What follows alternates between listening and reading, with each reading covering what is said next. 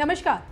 5 राज्यों में होने जा रहे चुनाव से पहले बीजेपी ने बड़ा दांव खेलते हुए अपने मंत्रिमंडल का विस्तार किया और 43 नए मंत्रियों को शामिल किया। पीएम मोदी के देखिए दूसरे कार्यकाल के दौरान ये पहला बड़ा मंत्रिमंडल विस्तार है जिसमें 43 मंत्रियों को शपथ दिलाए गए।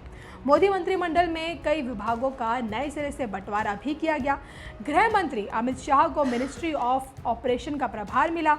इसके अलावा मनसुख मांडविया देश के नए स्वास्थ्य मंत्री बने, तो वहीं अश्विनी वैष्णव रेलवे और आईटी मंत्रालय के साथ ही साथ संचार मंत्रालय भी संभालेंगे। धर्मेंद्र प्रधान को शिक्षा मंत्रालय की जिम्मेदारी सौंपी गई है, तो वहीं हरदीप सिंह पुरी को पेट्रोलियम मंत्रालय का जिम्मा सौंपा गया है। ज्योतिरादित्य सिंधिया को नागरिक उड्डयन मंत्रालय की जिम्मेदारी दी गई है। भूपेंद्र यादव को श्रम मंत्रालय की जिम्मेदारी सौंपी गई है। किरेन रिजिजू को नया कानून मंत्री बनाया गया है, तो वहीं नारायण राणे को एमएसएमई मंत्रालय मिला है। और इसी बीच देखिए सभी मंत्रियों ने अपना काम संभाल भी लिया है और काम रफ्तार से चल भी रहा है, लेकिन अभी भी अहम मलाई के लिए मंत्री टकरा रहे हैं। जी हाँ, इसी बीच खबर आ रही है कि भाई एक बंगले को लेकर निशंक और सिंधिया टकरा गए हैं और कैबिनेट से हटाए गए पूर्व शिक्षा मंत्री रमेश पोखरियाल निशंक ने 27 सफदरजंग रोड पर स्थित बंगले को खाली करने से ही साफ इनकार कर दिया।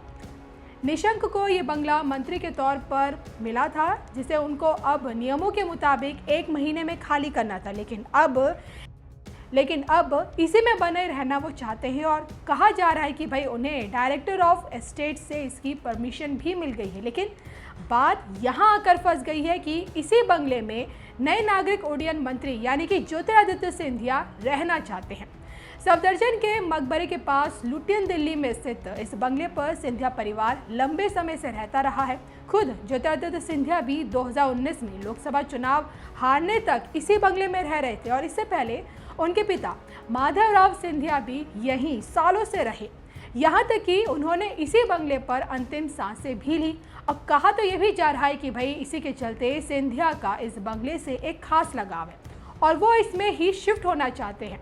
अब इकोनॉमिक टाइम्स की माने तो बीते साल जब वो बीजेपी में शामिल हुए थे तो उन्हें 3 बंगलों का ऑफर दिया गया था, लेकिन उन्होंने इनकार कर दिया। सिंधिया फिलहाल आनंद लोक में स्थित अपने निजी आवास में रह रहे हैं।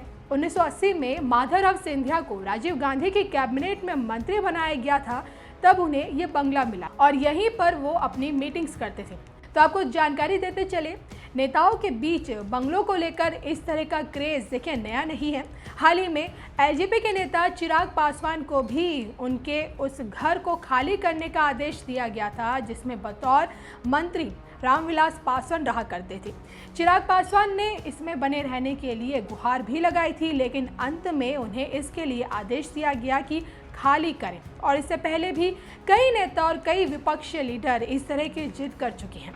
तो कई नेताओं की जिद पूरी भी हुई है तो कई की नहीं हुई। अब ऐसे में अब ये देखना होगा कि भाई क्या ज्योतिरादित्य सिंधिया की हसरत पूरी होती है, ये तो देखने वाली बात होगी, क्योंकि इस बार लड़ाई घर के ही 2 सांसदों के बीच है।